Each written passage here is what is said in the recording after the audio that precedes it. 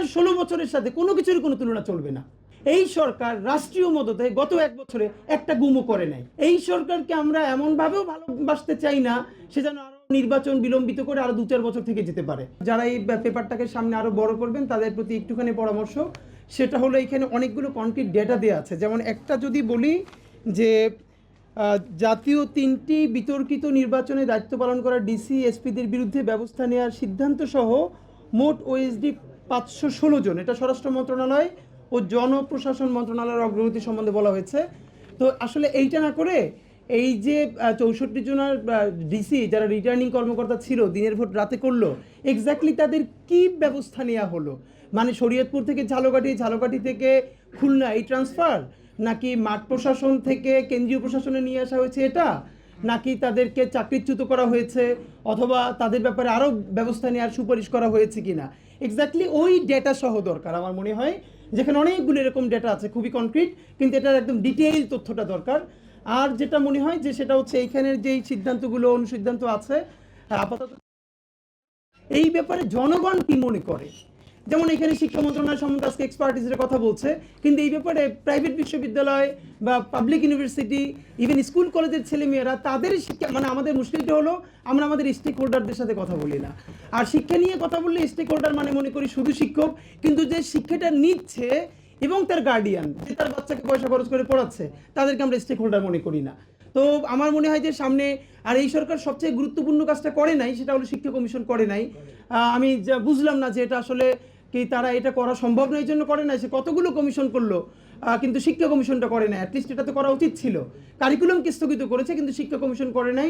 এখনও যদি তার সুযোগ থাকে আমার মনে হয় যে শিক্ষা নীতিমালা বা শিক্ষা কমিশন নিয়ে আগানো দরকার। কিন্তু আমার যেটা মনে হচ্ছে এই আলোচনাটার একটা, যেটা ইতিমধ্যে আমাদের ইউনাইটেড ইউনিভার্সিটির স্যার বলে গেছেন, এই আলোচনাটার একটা মুশকিল হতে পারে। সেটা হলো গত 15-16 বছরের, যেমন আপনি এইখানে কনক্রিট একটা ডেটা আছে খুন ও নারী নির্যাতন পুলিশ সদর দপ্তরের তথ্য।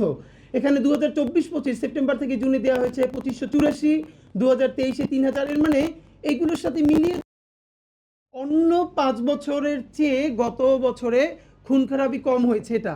কিন্তু এই তথ্য তো এটা মিসলিডিং এই অর্থে গত বছরে খুন হওয়ার কথা ছিল মিনিমামের 50 গুণ। মানে গত 5 বছরে 3000, মানে গত বছরে 2023-এ 3000, 2024-এ এসে 2500, মানে 500 কমছে না। এটা তো না, এটা হওয়ার কথা ছিল। কারণ এইখানে যে ফ্যাসিবাদ প্রতিষ্ঠিত হয়েছিল, সেই ফ্যাসিবাদের পতনের পরে আওয়ামী লীগ নিজে বারবার যে বয়ান জারি করেছে যে 5 লাখ মানুষ মারা যাবে। তো এই যে 5 লাখ মানুষ মারা গেল না, বরং এই যে খুনগুলো হলো এগুলো পলিটিক্যাল মদতে হয়েছে কিনা, ইভেন গুমের তথ্য এখানে নাই।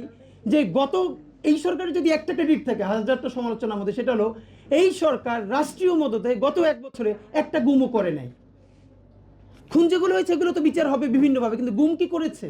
তো আমাদের যে কাজটা সেটা হলো আমরা এই আলোচনাগুলোর মধ্যে একটা খুবই জরুরি ব্যাপার, সেটা হলো এই সরকারকে আমরা এমনভাবেও ভালোবাসতে চাই না সে যেন আরও নির্বাচন বিলম্বিত করে আরও 2-4 বছর থেকে যেতে পারে, এটাও তার কাজ না। আবার এমনভাবেও যদি আমরা ফ্রেমিং করবার একটা প্রক্রিয়া তৈরি করি, তাহলে দেখা যাবে সবাই পিছনের সাথে, দেখেন হাসিনার 16 বছরের সাথে কোনো কিছুর কোনো তুলনা চলবে না। এই যে মানুষ অর্থনীতির উন্নয়ন চায়, শিক্ষার উন্নয়ন চায়, সব কিছুর উন্নয়ন চায়, কেন? তার জীবনের উন্নয়ন চায়। এখন জানটা যদি বাইটা না থাকে তার উন্নতি দিয়ে কি হবে? মানে মানুষ শিক্ষা ব্যবস্থা কেন ভালো চায়? তার বাচ্চাটার স্কুলে দিবে, তার বাচ্চাটা বেঁচে না থাকলে, সে নিজে বেঁচে না থাকলে। তা আমাদের গত 16 বছর আমাদের জান এবং জবানের ন্যূনতম নিশ্চয়তা ছিল না। মানে এর থেকে কোন জাহান্নাম হতে পারে যে একটা মানুষ, তাকে গ্রেপ্তার করা হয়েছে, এরপরে আয়নাঘরে নেয়ার পরে সে কোনোভাবে যখন স্বীকৃতি দিচ্ছে না তাকে জঙ্গি মামলার সাথে অ্যাটাচ করবার জন্য, তারপরে সেই আয়নাঘরে তার সামনের সেলে তার স্ত্রীকে এনে ধর্ষণ করা হয়েছে। এরপর তার কাছ থেকে আপনি চক্ষু বন্ধ করে ভাবেন, আপনি এই সময়টা আপনার মায়ের সাথে, আপনার বোনের সাথে, আপনার স্ত্রীর সাথে ঘটছে, যে আপনার সামনে বসে জবানবন্দি নেওয়ার জন্য তাকে ধর্ষণ করা হচ্ছে। একটা ছোট বাচ্চা যে আয়নাঘরে ডক্টর ইউনূস সাহেবের সাথে গিয়েছিল, সে ইন্টারভিউ করছে যে তার মাকে যখন আয়নাঘরে সে পিটিয়েছে, তারপর বলেছে আমার মা অনেক ভারী, একটু দাঁড় করাই দাও, তারপর তাকে লাত্তি মেরে দূরে সরিয়ে দিই। মানে আপনি মুশকিলটা হলো এখন যে আলোচনাটা করবার দরকার ছিল, গত 16 বছরের এখন পর্যন্ত 1800 মানুষ বেশি যারা গুমের শিকার, যারা অভিযোগ করেছে, এখন পর্যন্ত সেই গুমের শিকার লোকদের আমরা ভিন্ন কোনো প্রেস কনফারেন্স করেছি? আমরা প্রত্যেকটা গুমের শিকার পরিবারের গল্প জেনেছি। আপনারা জানেন যে যেই সন্তানটা যেই সন্তানটা দুনিয়ায় আসবে এই খবর জেনে বাবা গুম হয়ে গেছে, সেই সন্তানের বয়স এখন 14 বছর 15 বছর, এখনো সে বাবার অপেক্ষা করে। ইলিয়াস আলী ভাই যিনি গুম হয়ে গেছেন বিএনপির, আপনারা জানেন যে ওনার ছেলে ঢাকায় ল প্র্যাকটিস করতো, তারপরে বাইরে চলে গেছে এখন।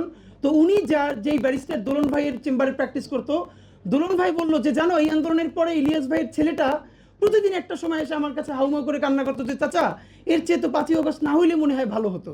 বলে কেন?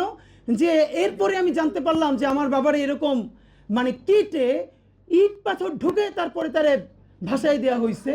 এর আগ পর্যন্ত তো আমি আমার মা প্রতিদিন একটা আশাবাদীতে থাকতাম যে অন্তত আমার বাবা মনে হয় একদিন ফিরতে পারে।